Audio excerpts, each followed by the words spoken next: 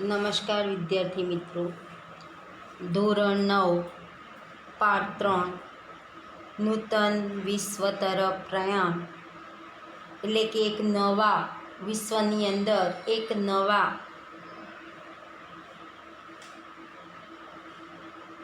વિશ્વની અંદર આપણે પ્રયત્ન કરી રહ્યા છીએ. એટલે એનો અર્થ થાય નૂતન વિશ્વ તરફ પ્રયાણ. હવે સામાજિક વિજ્ઞાનની અંદર પાઠ 3ની અંદર આપણે નૂતન વિશ્વ તરફ પ્રયાણની અંદર આપણે જોઈએ તો પહેલું 2 વિશ્વયુદ્ધો વચ્ચેના વૈશ્વિક પ્રવાહોની આપણે વાત કરીએ તો પ્રથમ વિશ્વયુદ્ધ બાદ લોકોની આર્થિક સ્થિતિ એટલી બધી બગડી ગઈ હતી, કારણ કે પ્રથમ વિશ્વયુદ્ધ થયું ત્યારે જ લોકોની આર્થિક સ્થિતિ ખૂબ જ ખરાબ પરિસ્થિતિઓ સર્જાઈ હતી. તેને સુધારણામાં તત્કાલીન સરકાર નિષ્ફળ ગઈ. આ જે આર્થિક સ્થિતિ ખરાબ હતી અને સુધારવામાં સરકાર પણ તાત્કાલિક નિષ્ફળ ગઈ.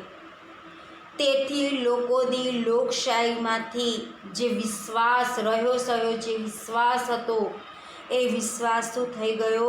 ઉઠી ગયો. કેટલાક રાષ્ટ્રોમાં તો સરમુખત્યારશાહીનો ઉદય થયો, જેના પરિણામે દ્વિતીય વિશ્વયુદ્ધનું જે સર્જનાત્મક પરિબળ બન્યું હતું એ બહુ જ ખરાબ પરિસ્થિતિનું સર્જન થયેલું હતું. એમાં આપણે 4 ઘટનાઓ ભણવાની છે. એક પહેલી છે ઇટાલીમાં ફાંસીવાદ, બીજું જર્મનીમાં નાઝીવાદ, ત્રીજું જાપાનમાં લશ્કરવાદ અને ચોથું વૈશ્વિક મહામંદી 1929થી 1932 સુધી. જે વૈશ્વિક મહામંદીઓ છે, આ 4 ઘટનાઓનો આપણે અભ્યાસ કરવાનો છે.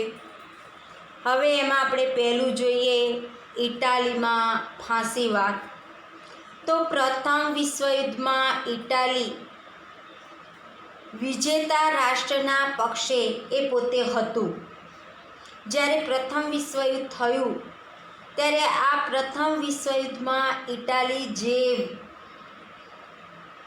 જીત પામેલા જે રાજ્યો હતા એ રાજ્યોના પક્ષે હતું અને તેના જ પક્ષે રહી પોતે શું કરતું હતું? યુદ્ધ લડતું હતું. તેમાં ઇટાલીને $12 અબજ જંગી ખર્ચ થયો હતો. આ ઇટાલી વિજેતા રાષ્ટ્રોના પક્ષે રહીને લડતું હતું અને એ જ યુદ્ધમાં એને $12 અબજ વધુ પડતો શું થયો હતો? ખર્ચ થયો હતો. 6 લાખ સૈનિકોની જાનહાનિ થઈ, એટલે કે 6 લાખ સૈનિકો મૃત્યુ પામ્યા. છતાં વિજેતા મિત્ર રાષ્ટ્રોને મનગમતા પ્રદેશો એમણે લઈ લીધા અને ઇટાલીની ઉપેક્ષા થઈ. તેથી ઇટાલી એ પોતે રોષે ભરાયું. એ જે વિજેતા મિત્ર રાષ્ટ્રોને હતા એ વિજેતા મિત્ર રાષ્ટ્રોને એમને જે મનપસંદ, જે મનગમતા પ્રદેશો હતા એ પ્રદેશો લઈ લીધા અને ઇટાલીને તરછોડી. એટલે ઇટાલી રોષે ભરાયું, ગુસ્સે ભરાયું અને ઇટાલીનો રાષ્ટ્રીય સ્વમાન ભંગ થયો. ઇટાલીને પોતાનું સ્વમાન ગુમાવ્યું અને સ્વમાન ગુમાવવાને કારણે તે ઇટાલીની સરકારને જવાબદાર ગણતું હતું. તેમ માની ઇટાલીની જનતા રાષ્ટ્રીય અપમાનનો એ પોતે શું લેવા માગતો હતો? બદલો લેવા માગતો હતો. કારણ કે ઇટાલી જે હતી એ ઇટાલીની જે જનતા હતી એ જનતા રાષ્ટ્રીય અપમાનનો એ પોતે બદલો લેવા માગતી હતી ઇટાલીને આવા કપરા સંજોગોમાંથી એ પોતે ઉગારવા માટે બેનિટો મુસોલિનીએ ઇટાલીમાં ફાસિસ્ટ પક્ષની સ્થાપના કરી. ઇટાલી જે છે એ ઇટાલીએ આવા કપરા સંજોગોમાંથી બહાર આવવા માટે બેનિટો મુસોલિની એ ઇટાલીમાં ફાસિસ્ટ પક્ષની સ્થાપના કરી, એટલે એક સંસ્થાની સ્થાપના, પક્ષની સ્થાપના કરી. હવે તેનું પ્રતીક હતું લાકડાની બારી અને કુહાડી. તમારી પરીક્ષામાં પ્રશ્ન પૂછાય કે ફાસિસ્ટ પક્ષનું પ્રતીક શું હતું? તો લાકડાની બારી અને કુહાડી. લીટી દોરી કાઢજો, કારણ કે આ પ્રશ્ન વારે ઘડીએ પૂછાય છે. જે રોમન સમ્રાટનું સર્વોપરિતાનું એ શું ગણાતું હતું? પ્રતીક હતું. તે પ્રતીક અપનાવેલું હતું. ફાંસીવાદ ઇટાલીના ફાંસે જે શબ્દમાંથી એ પોતે ઉતરી આવેલો શબ્દ છે, ફાંસીવાદ. ફાંસે જેનો અર્થ બધી વસ્તુઓ ઉપર રાજ્યનો અધિકાર થાય છે. શું થાય? કે બધી જ વસ્તુઓ ઉપર રાજ્યનો અધિકાર છે. હવે મુસોલિનીનો મુદ્રાલેખ હતો એક પક્ષ અને એક નેતા. આ પણ પ્રશ્ન પૂછાય છે કે મુસોલિનીનો મુદ્રાલેખ કયો હતો? તો એક પક્ષ એક નેતા. તેણે પોતાના પક્ષમાં સ્વયંસેવકોને લશ્કરી તાલીમ આપી. સ્વયંસેવકો એટલે પોતાની જાતે જે સેવામાં જોડાયેલા લશ્કરો હતા, આ લશ્કરોને તાલીમ આપી. તેમનો ગણવેશ કેવો રાખવામાં આવે? તો કાળા રંગનો. મુસોલિનીએ સત્તા પર આવ્યા પછી ભૂમધ્ય સમુદ્રમાં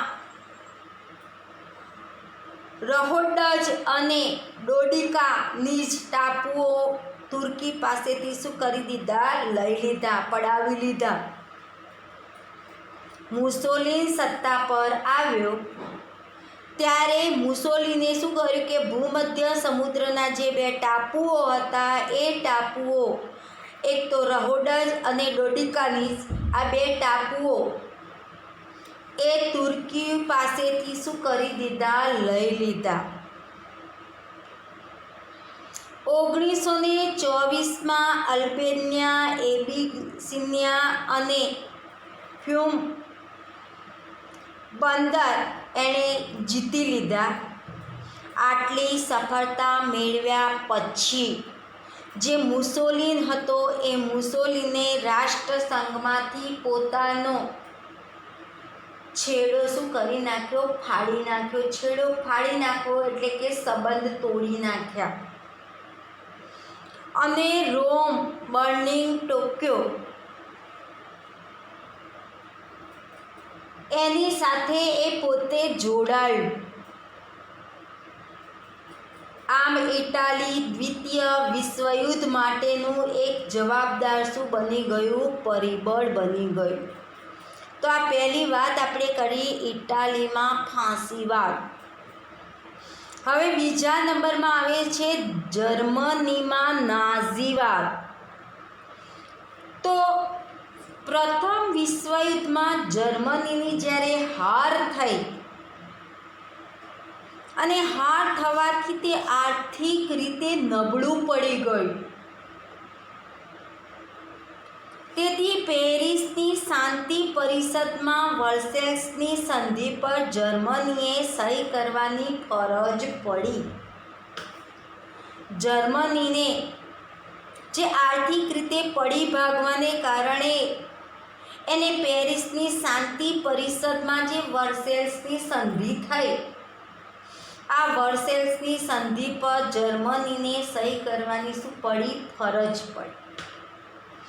આ અન્યાયી સંધિથી જર્મન પ્રજા એટલી બધી ક્રોધિત થઈ ગઈ હતી કે એડોલ્ફ હિટલર એ રાષ્ટ્રીય સમાજવાદી જર્મન કામદાર પક્ષમાં 1919માં એ પોતે જોડાયો. કોણ જોડાયું? તો એડોલ્ફ હિટલર રાષ્ટ્રીય સમાજવાદી જર્મન કામદાર પક્ષમાં 1919માં જોડાયો. હવે આ પક્ષ નાઝી પક્ષ તરીકે જાણીતો થયો. હવે જેમ પહેલામાં ફાંસીવાદ હતો એમાં આમાં નાઝીવાદ. હવે નાઝી પક્ષની વિચારસરણીમાં રાષ્ટ્રવાદ અને સમાજવાદ આ બંનેનો સમન્વય થયો, એટલે કે ભેગા થયા. જર્મનીના રાષ્ટ્રપતિ હિન્ડેનબર્ગનું શું થયું? અવસાન થયું. જર્મનીના જે રાષ્ટ્રપતિ હતા એ રાષ્ટ્રપતિ હિન્ડેનબર્ગ એમનું અવસાન થયું અને હિટલરે રાષ્ટ્રપતિ પદ એણે શું કર્યું? ધારણ કર્યું. જર્મનીમાં સરમુખ્યત્યારશાહી આવી. હિટલરે ઉગ્ર અને આક્રમક નીતિ અપનાવી. જર્મન પ્રજાને સંકુચિત રાષ્ટ્રવાદ તરફ દોરી જવામાં આવ્યું. જર્મનીની પ્રજા બહુ સંકુચિત હતી, એટલે સંકુચિત રાષ્ટ્રવાદ તરફ એને દોરી જવામાં આવી અને જર્મન પ્રજા હિટલરને ફ્યુહર માનતી હતી. તમારા પરીક્ષાની અંદર પ્રશ્ન પૂછાય છે કે જર્મન પ્રજા હિટલરને શું માનતી હતી? તો ફ્યુહર, એટલે એનો અર્થ થાય છે તારણહાર. આ લીટી દોરી કાઢજો. નાઝીવાદના સૈનિકો ભૂરા રંગનો લશ્કરી પોશાક પહેરતા. ઇટાલીમાં કયા રંગનો પહેરતા? કાળા રંગનો. નાઝીવાદના સૈનિકો કયા રંગનો પોશાક પહેરતા? લશ્કરના ભૂરા રંગનો. અને ખભા પર લાલ રંગની પટ્ટી, બે બાજુ ખભા ઉપર પટ્ટી ચોંટાડતા અને એમાં સ્વસ્તિક એટલે સાથીઓ જેવું ચિહ્ન, પ્રતીક લગાવવામાં આવતું. સત્તા પર આવ્યા પછી હિટલરનો એક હતું સત્તાવાદી અને યુદ્ધપ્રિય સ્વભાવ સ્પષ્ટપણે જોવા મળ્યો. હિટલર જ્યારે સત્તા પર આવ્યો ત્યારે એક હથ્થો સત્તાધારી, એટલે કે એકલો જ એ પોતે સત્તા ચલાવતો હતો અને એક હથ્થું સત્તાવાદી અને યુદ્ધપ્રિય સ્વભાવ આ ત્યાંની પ્રજાને જોવા મળી. તમે પહેલામાં લીટી દોરી કાઢજો. નાઝીવાદના સૈનિકો ભૂરા રંગનો લશ્કરીય પોશાક, ખભા પર લાલ રંગની પટ્ટી ચોંટાડતા અને સ્વસ્તિકનું ચિહ્ન, પ્રતીક લગાવતા. આ લીટી દોરી કાઢજો. પરીક્ષામાં વારે ઘડીએ પૂછાય છે. હવે એનું મુખ્ય ધ્યેય જર્મનીના એક મહત્ત્વની સત્તા તરીકેના ઉદયનું હતું. એનો મુખ્ય ધ્યેય શું હતો? કે જર્મનીનો ઉદય કરવો, એનો વિકાસ કરવો. પરંતુ તેની નીતિઓનું લક્ષ્ય જર્મન જાતિના શુદ્ધિકરણના નામે યહૂદીઓ, જીપ્સીઓ અને માનસિક રીતે વિક્ષિપ્ત એટલે કે અસ્થિર વ્યક્તિઓનો નાશ કરવાનો હતો. યહૂદીઓ, જીપ્સીઓ અને માનસિક રીતે અસ્થિર જે વ્યક્તિઓ છે આ વ્યક્તિઓનો નાશ કરવાનો એ એનો મુખ્ય સિદ્ધાંત ધ્યેય હતો. બીજા વિશ્વયુદ્ધના અંત સુધીમાં અસંખ્ય યુરોપિયન યહૂદીઓ એ જીવ ખોયા, જે હોલોકાસ્ટ એટલે નરસંહાર શબ્દ થાય છે. ઘણી વખત એ શબ્દ પૂછાય છે કે હોલોકાસ્ટ એનો અર્થ શું થાય? તો નરસંહાર. આ લીટી દોરી કાઢજો. પ્રશ્ન વારી ઘડીએ પૂછાય છે. હિટલરનો વિસ્તારવાદ, પડોશી દેશો સાથેનો લશ્કરી પગલાં અને ચોક્કસ જૂથના નાશ કરવાની નીતિ બીજા વિશ્વયુદ્ધ તરફ લઈ જવાનો એ મુખ્ય કારણ બની. તો આ બીજું આપણે જોયું જર્મનીમાં નાઝીવાદ. હવે ત્રીજા નંબરમાં આવે છે જાપાનમાં લશ્કરવાદ. પ્રથમ વિશ્વયુદ્ધ બાદ 1919માં વર્સેલ્સની સંધિમાં જાપાને પોતાની ધારણા મુજબ ચીનના પ્રદેશોનો લાભ જે મળ્યો નહીં. પ્રથમ વિશ્વયુદ્ધ બાદ 1919ની વર્સેલ્સની સંધિમાં જાપાન જે છે એ જાપાનને પોતાની ધારણા મુજબ એ એવું ઈચ્છતું હતું કે ચીન એમને મદદ કરશે, પણ ચીને એમને મદદ કરી નહીં. હવે જર્મનીના ઘણા સંસ્થાનો ઇંગ્લેન્ડ અને ફ્રાન્સે વહેંચી લીધા. જર્મનીના ઘણા સંસ્થાનો જે હતા એ સંસ્થાનો ઇંગ્લેન્ડ અને ફ્રાન્સે શું કરી દીધા? વહેંચી લીધા. આનાથી જાપાનને ઘણો અસંતોષ થયો. 1921-22ની વોશિંગ્ટન પરિષદમાં ઇંગ્લેન્ડ અને અમેરિકાનું જે નૌકાદળ હતું, આ નૌકાદળમાં ફક્ત 35% જ નૌકાદળ રાખવાની દરખાસ્ત જાપાનને સ્વીકારવી પડી. જાપાનને સ્વીકારવી પડી કે વોશિંગ્ટન પરિષદમાં ઇંગ્લેન્ડ અને અમેરિકાના નૌકાદળ જે હતું એમાં ફક્ત 35% જ નૌકાદળ રાખવાની જે દરખાસ્ત મૂકવામાં આવી એ દરખાસ્ત જાપાનને સ્વીકારવી પડી. તેને સખાલિન અને સાઇબેરિયાના ટાપુ ખાલી કરવા પડ્યા. તેથી જાપાનનો યુવા વર્ગ ખૂબ નારાજ થયો. આ સમય દરમિયાન જાપાનમાં ચૂંટણી થઈ. તેમાં લશ્કરી ઢબના શાસનની તરફેણ કરનાર પક્ષોએ ચૂંટણીમાં બહુમતી આપી. કે જાપાનમાં ચૂંટણી થઈને એમાં લશ્કરી ઢબના જે શાસનિક હતા એ શાસનની તરફેણ કરનાર જે લોકો હતા એ લોકોએ જ આ ચૂંટણીમાં બહુમતી મળી. જાપાનના લશ્કરી રાષ્ટ્રવાદે વિસ્તારવાદની નીતિ વ્યાપક બનાવી. જાપાનને રાષ્ટ્રસંઘની સમિતિમાં કાયમી સભ્યપદ ન મળ્યું અને જાપાની સામ્રાજ્યવાદી પ્રવૃત્તિઓને પશ્ચિમના દેશો એ પોતે રોકી શક્યા નહીં. જાપાને મંચુરિયા પોતાને હસ્તક કરીને ત્યાં પોતાનો મંચુકો સરકારની શું કરી? સ્થાપના કરી. 1932માં એમણે જાપાને મંચુરિયા આ મંચુરિયાને પોતે એના ઉપર પોતાનો હક જમાવ્યો અને હક જમાવ્યા પછી જે મંચુકો છે એ સરકાર ત્યાં સ્થાપવામાં આવી. તે ઉપરાંત જાપાને કોરિયા,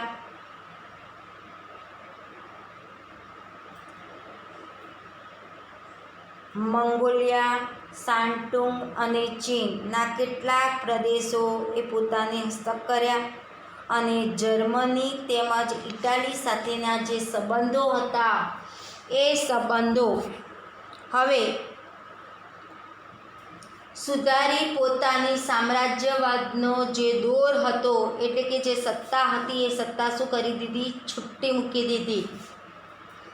સમ્રાટ મેજી પછી 1936માં ગાદીએ આવેલા શહેનશાહ હિરોહિટો એ પણ જાપાનની આ પ્રવૃત્તિઓને ઉત્તેજન એણે પણ આપ્યું.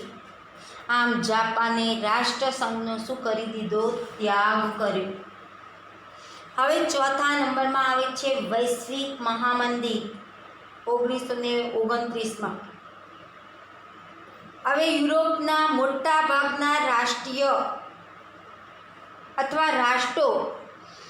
વડાઓએ એવી ધારણા હતી કે પ્રથમ વિશ્વયુદ્ધના અંતે વિશ્વની યુદ્ધ તરે જે સમસ્યાઓ છે એ સમસ્યાઓનો પણ અહીંયા શું આવે? અંત આવે. અને એમની જે આ અંત લાવવાની જે ધારણા હતી એ ધારણા શું પડી? ખોટી પડી.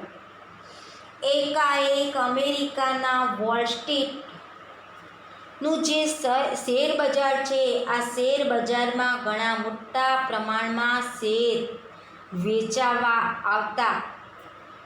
શેરોની કિંમત અત્યંત ભયજનક રીતે શું થવા માંડી? ઘટવા માંડી. અમેરિકાના જે શેર વેચવામાં આવતા એ શેર અને એ શેરોની કિંમત અત્યંત એકદમ ઓછી થઈ અને તેથી જ વિવેચકોએ તેને વોલ સ્ટ્રીટ સંકટના નામથી ઓળખવામાં આવેલ છે. 24 ઓક્ટોબર 1929ના રોજ આ બનાવ બનેલો.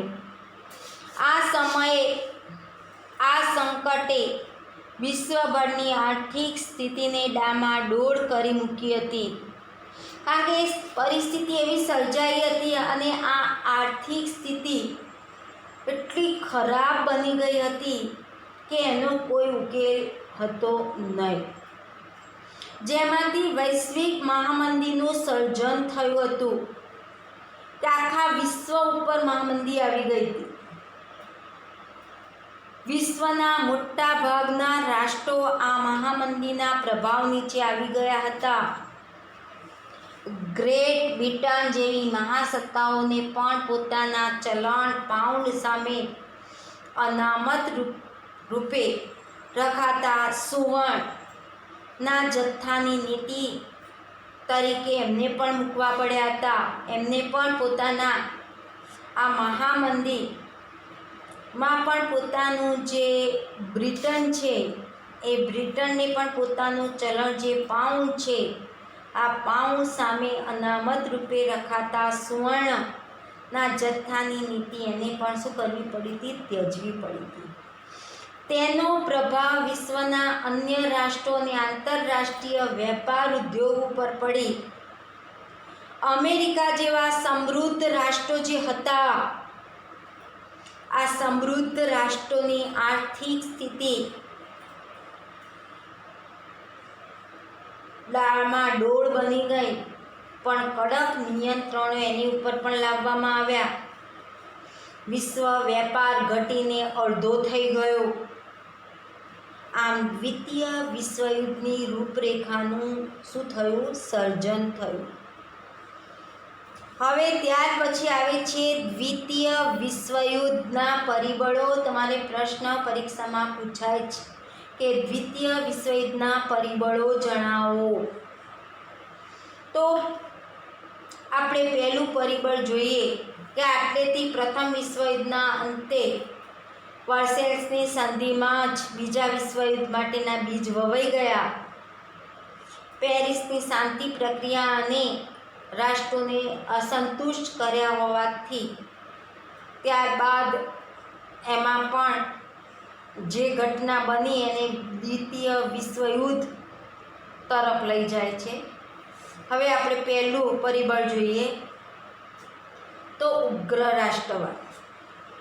પ્રથમ વિશ્વયુદ્ધ પછી જર્મન, જાપાન અને ઇટાલી, આ ત્રણ જે દેશો છે, આ ત્રણેય દેશો ઉગ્ર રાષ્ટ્રવાદનો વિકાસ થયો. વર્સેલ્સની સંધિ જર્મની અને તેની પ્રજા ક્યારેય ભૂલી શકે એમ હતી નહીં. વર્સેલ્સની જે સંધિ હતી એ સંધિની એ જર્મની અથવા તેની પ્રજા ક્યારેય ભૂલી શકે નહીં. કારણ કે વર્સેલ્સની સંધિથી જર્મનીનો ત્યાગ થયો હતો. પરિણામે જર્મનીમાં નાઝીવાદ વિચારસરણીને લીધે જ્યાં જ્યાં જર્મન પ્રજા વસતી હોય તે પ્રદેશો જર્મનીને શું થવા માંડ્યા? મળવા લાગ્યા. ઓસ્ટ્રિયા અને ચેકોસ્લોવાકિયાના કેટલાક પ્રદેશો હિટલરે લઈ લીધા. વર્સેલ્સની સંધિમાં ઇટાલીની અવગણના થઈ તે તેની પ્રજા ભૂલી શકી નહોતી. જે અવગણના ઇટાલીની થઈ હતી, વર્સેલ્સની સંધિમાં જે ઇટાલીની અવગણના થઈ હતી એ પ્રજા ક્યારેય ભૂલી શકે એમ હતી નહીં. ઇટાલીમાં મુસોલિની ફાસિસ્ટ પક્ષના નેતૃત્વ તળે ઉગ્ર રાષ્ટ્રવાદ શરૂ કરી સામ્રાજ્યવાદી જે નીતિ અપનાવી હતી. બીજી બાજુ એશિયામાંથી જાપાને પણ સામ્રાજ્યવાદની દોડમાં ઝંપલાવ્યું હતું. આમ વિશ્વ શાંતિ જોખમરૂપ બનેલી હતી. જૂથબંધીઓ 2. પ્રથમ વિશ્વયુદ્ધ બાદ ફ્રાન્સે હંમેશા જર્મનીનો ભય રહેતો હોવાથી બેલ્જિયમ, પોલેન્ડ, રૂમાનિયા તેમજ ચેકોસ્લોવાકિયા આ પ્રદેશો સાથે એને શું કરવી પડી? મૈત્રી કરવી પડી. ઇટાલીએ ચેકોસ્લોવાકિયા, યુગોસ્લોવાકિયા, રૂમાનિયા, હંગેરી, ગ્રીસ, તુર્કી અને ઓસ્ટ્રિયા સાથે કરાર કરવો પડ્યો. આ દેશો સાથે એને પણ કરાર કરવો પડ્યો ઇટાલીએ. રશિયાએ જર્મની, તુર્કી, લિથુઆનિયા અને ઈરાન સાથે કરાર કરવો પડ્યો. ઇટાલીએ જર્મની અને જાપાનના સહયોગથી રોમ, બર્લિન, ટોક્યો ધરીની રચના કરી. ઇંગ્લેન્ડ અને ફ્રાન્સે લોકશાહી મૂલ્યોવાળું બીજું જૂથ રચ્યું. જર્મનીએ રશિયા સાથે બિન આક્રમક સંધિ કરી. આથી વિશ્વમાં ભયનું સામ્રાજ્ય શું થયું? ઊભું થયું. આ પરિબળ વિશ્વયુદ્ધને વેગ આપ્યો હતો. ત્રીજા નંબરમાં આવે છે લશ્કરવાદ. પ્રથમ વિશ્વયુદ્ધ પછી શાંતિ જાળવણી કરવા માટેના પ્રયાસો કરવામાં આવ્યા. પ્રથમ વિશ્વયુદ્ધ પછી શાંતિની જાળવણી કરવા માટેના કેટલાક શું કર્યા? પ્રયત્નો થયા. તેનાથી ઉલટું કે યુરોપના રાષ્ટ્રો શસ્ત્રીયકરણની હરીફાઈ કરી રહ્યા હતા. એનાથી ઊંધું પહેલાં શાંતિ જાળવવાનો પ્રયાસ કરી રહ્યા હતા, તો અહીંયા યુરોપના રાષ્ટ્રો એ શસ્ત્રીયકરણની હરીફાઈ કરી રહ્યા હતા. શસ્ત્રોની હરીફાઈ કરી. યુરોપમાં દરેક રાષ્ટ્રોમાં માત્ર ને માત્ર શસ્ત્રોનું જ ઉત્પાદન વધ્યું. એકબીજાથી ચડિયાતા યુદ્ધ શસ્ત્રો બનાવવામાં આવ્યા.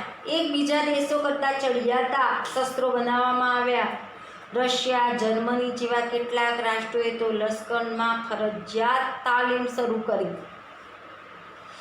જર્મની જેવા કેટલાક દેશોએ તો શું કર્યું? લશ્કરની અંદર ફરજિયાત તાલીમ આપવાનું શરૂ કર્યું. દરેક રાષ્ટ્રોએ નૌકાદળ, હવાઈદળ અને ભૂમિદળમાં વધારો કર્યો. પૂર્વમાં જાપાને લશ્કરી તાકાત વધારી.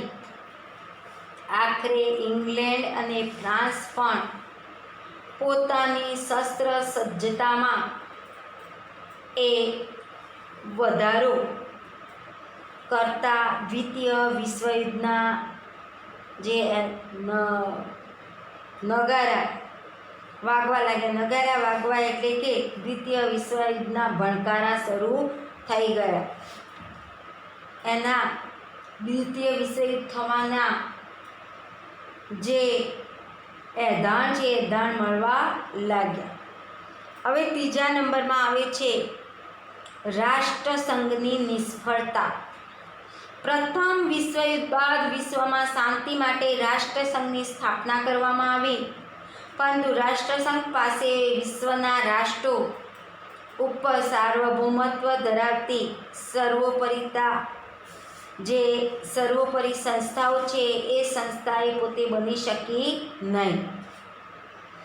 તેની પાસે પોતાના આદર્શોનું પાલન કરવા માટે પોતાનું લશ્કરે નહોતું. સભ્ય રાષ્ટ્રો રાષ્ટ્રસંઘ પાસે પોતાનો ઝઘડો લાવવા કે તેનો ચુકાદો માન્ય રાખવા એ પોતે બંધાયેલા હતા નહીં. સભ્ય રાષ્ટ્રો જે છે સભ્ય રાષ્ટ્રો રાષ્ટ્રસંઘ પાસે પોતાના જે કોઈ ઝઘડા હોય એ ઝઘડા લાવવાના કે એમાં કોઈ ચુકાદો જે આવે એ ચુકાદો માન્ય રાખવા એ બંધારણમાં એ પોતે બંધાયેલા હતા નહીં. કેટલાક રાષ્ટ્રો તો રાષ્ટ્રસંઘમાંથી બહાર નીકળી ગયા. શરૂઆતમાં રશિયા અને જર્મનીએ રાષ્ટ્રસંઘનો જે સાથ હતો એ સાથ શું કરી દીધો? છોડી દીધો. રશિયા અને જર્મની શરૂઆતમાં જે સાથ આપતા હતા એ સાથે છોડી દીધો અને ત્યાર પછી ઇટાલી અને જાપાન તેની બહાર એ પોતે નીકળી ગયા. કારણ કે ઇટાલીએ એબિસિનિયાની આઝાદી શું કરી દીધી હતી? છીનવી લીધી હતી. જાપાને મંચુરિયા પર આક્રમણ કર્યું. જર્મનીએ ચેકોસ્લોવાકિયાના કેટલાક પ્રદેશો શું કર્યા? લઈ લીધા. છતાં રાષ્ટ્રસંઘ તેને અટકાવી શક્યું નહીં. આટલા જર્મનીએ ચેકોસ્લોવાકિયાના કેટલાક પ્રદેશો લઈ લીધા છતાં રાષ્ટ્રસંઘ તેને અટકાવી શક્યું નહીં. જુદા જુદા રાષ્ટ્રોની સત્તા લાલસા અથવા સત્તા ભક્તિ રાષ્ટ્રસંઘમાં બળવાન બની રાષ્ટ્રસંઘ જૂથબંધી અટકાવી શક્યું નહીં અને રાષ્ટ્રસંઘની આ સૌથી મોટી શું ગણાતી? નિષ્ફળતા બની. એટલે કહેવાનો મતલબ કે જુદા જુદા જે રાષ્ટ્રો હતા આ રાષ્ટ્રોની સત્તા લાલસા અને સત્તા ભક્તિ એ રાષ્ટ્રસંઘમાં એ પોતે બળવાન બની ગઈ, તાકાતવાન બની ગઈ અને એના કારણે રાષ્ટ્રસંઘની જે જૂથબંધી હતી એ જૂથબંધી અટકાવી શક્યો. એટલે કે રાષ્ટ્રસંઘની જે જૂથબંધી હતી આ જૂથબંધી એ પોતે અટકાવી શક્યું નહીં અને એના કારણે રાષ્ટ્રસંઘની આ સૌથી મોટી શું હતી? નિષ્ફળતા. હવે આવે છે 5મા નંબરમાં આવે છે વર્સેલ્સની સંધિ. પ્રથમ વિશ્વયુદ્ધને અંતે પેરિસ શાંતિ પ્રક્રિયામાં વર્સેલ્સની સંધિ કરવામાં આવી અને એમાં જર્મનીને જવાબદાર ગણવામાં આવેલું જે આગળ આવી ગયું. તેથી યુદ્ધદંડ પેટે 6.5 અબજ પાઉન્ડની મોટી રકમ એને આપવી પડી. તેને રૂહર પ્રાંત જેવા પ્રદેશો પડાવી લેવામાં આવ્યા. જર્મનીની રૂહાઇન નદી આંતરરાષ્ટ્રીય જળમાર્ગ માટે જે ખુલ્લી મૂકવામાં આવી. આમ અપમાનજનક અને અન્યાયી સંધિ એ જર્મની પર ઠોકી બેસાડવામાં આવી. એટલે કહેવાનો મતલબ કે અપમાનજનક અને અન્યાયી સંધિ જર્મની ઉપર લાદી દેવામાં આવી. જર્મનીમાં સરમુખ્યતાર એડોલ્ફ હિટલરે વર્સેલ્સની સંધિને કાગળનું ચીથડું કહીને શું કરી દીધું? ફગાવી દીધું. તેથી જર્મનીની પ્રજાને યુદ્ધનું પ્રોત્સાહન મળ્યું. બીજી બાજુ જાપાનને પણ સંધિથી અસંતોષ હતો. એટલે વર્સેલ્સની સંધિથી કોઈને કોઈ પ્રકારે કેટલાક રાષ્ટ્રોને શું થયો હતો? અન્યાય થયો હતો. વર્સેલ્સની સંધિથી કોકને ફાયદો થયો હતો તો કોકને શું થયો હતો? નુકસાન, અન્યાય થયો હતો. આથી વર્સેલ્સની સંધિમાં જે બીજા વિશ્વયુદ્ધના બીજ રોપાઈ ચૂક્યા હતા. હવે આવે છે 6ઠા નંબરનું એડોલ્ફ હિટલરની સામ્રાજ્યવાદી મહત્વાકાંક્ષા. હિટલર બીજા વિશ્વયુદ્ધના પાયામાં હતો. એટલે ઉગ્ર રાષ્ટ્રવાદી અને સૈનિકવાદી માનસ એ પોતે ધરાવતો હતો. એનામાં બીજા વિશ્વયુદ્ધનો જ્યારે પાયો નંખાયો ત્યારે હિટલર એ ખૂબ ઉગ્ર રાષ્ટ્રવાદી હતો અને સૈનિકવાદી એ પોતે માનસ પણ ધરાવતો હતો.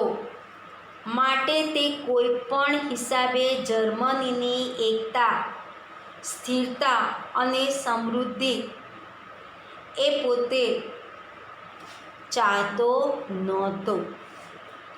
હિટલરનો સામ્રાજ્યવાદનો સૌ પહેલો શિકાર કોણ હતો?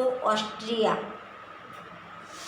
હિટલરે જર્મન સેના સાથે ઓસ્ટ્રિયામાં પ્રવેશ કર્યો 12મી માર્ચ 1938માં. મંચુની સંમેલન પછી બીજા જ દિવસે ચેકોસ્લોવાકિયા પર પોતાનો હક જમાવ્યો. 1 ઓક્ટોબર 1938. ત્યારબાદ માર્ચ 1939માં લિથુઆનિયાના મેબેલ બંદર ઉપર એને પોતાનો હક જમાવ્યો માર્ચ 1939માં. આમ વિશાળ જર્મન રાષ્ટ્રનું તેણે સર્જન કર્યું. હિટલરની સામ્રાજ્યવાદી નીતિ દ્વિતીય વિશ્વયુદ્ધ માટે મુખ્ય જવાબદાર ગણવામાં આવી. 7મા નંબરમાં આવે છે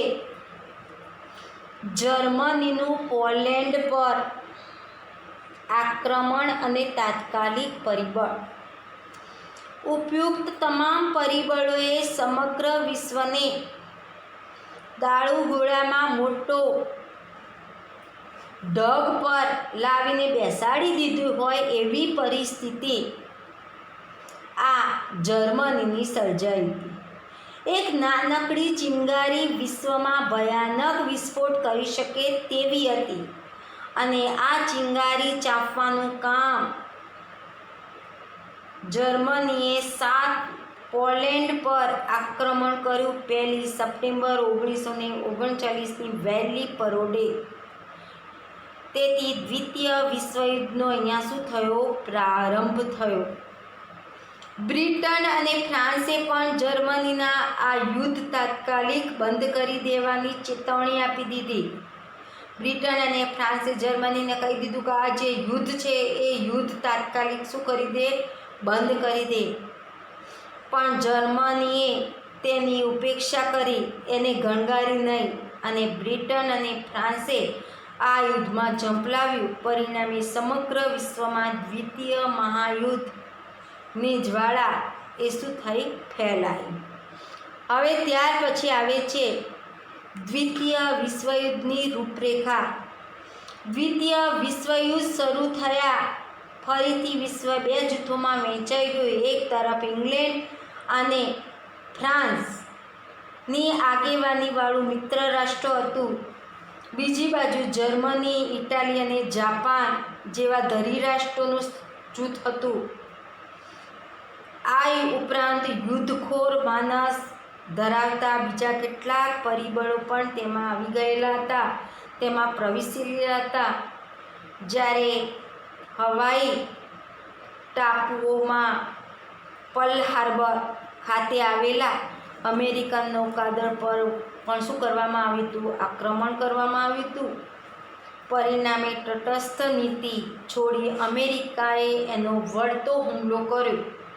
અને તમને ખબર છે કે તેના જે મિત્ર રાષ્ટ્રોના પક્ષે પોતે જોડાયેલું હોવાથી મિત્ર રાષ્ટ્રોની તાકાતમાં શું થયો? વધારો થયો. અને વધારો થવાને કારણે જાપાનની તાકાતને રોકવા માટે અમેરિકાએ જાપાનના 2 શહેરો અથવા 2 નગરો ઉપર અણુબોમ્બ ફેંક્યો. એક છે હિરોશીમા અને બીજું છે નાગાસાકી. આમ અણુબોમ્બ ફેંકતા જાપાનનો 1,24,000થી વધુ નાગરિકોનો શું લેવાયો હતો? ભોગ લેવાયો અને મહાવિનાશ સર્જાયેલું હતું. પરિણામે જાપાને શરણાગતિ સ્વીકારી. 11 ઓગસ્ટ 1945 અને દ્વિતીય મહાવિશ્વયુદ્ધનો શું આવ્યો? અંત આવ્યો. એટલે લીટી દોરી કાઢજો કે અમેરિકાએ જાપાનના કયા 2 શહેરો ઉપર અણુબોમ્બ ફેંક્યા હતા? તો હિરોશીમા અને નાગાસાકી.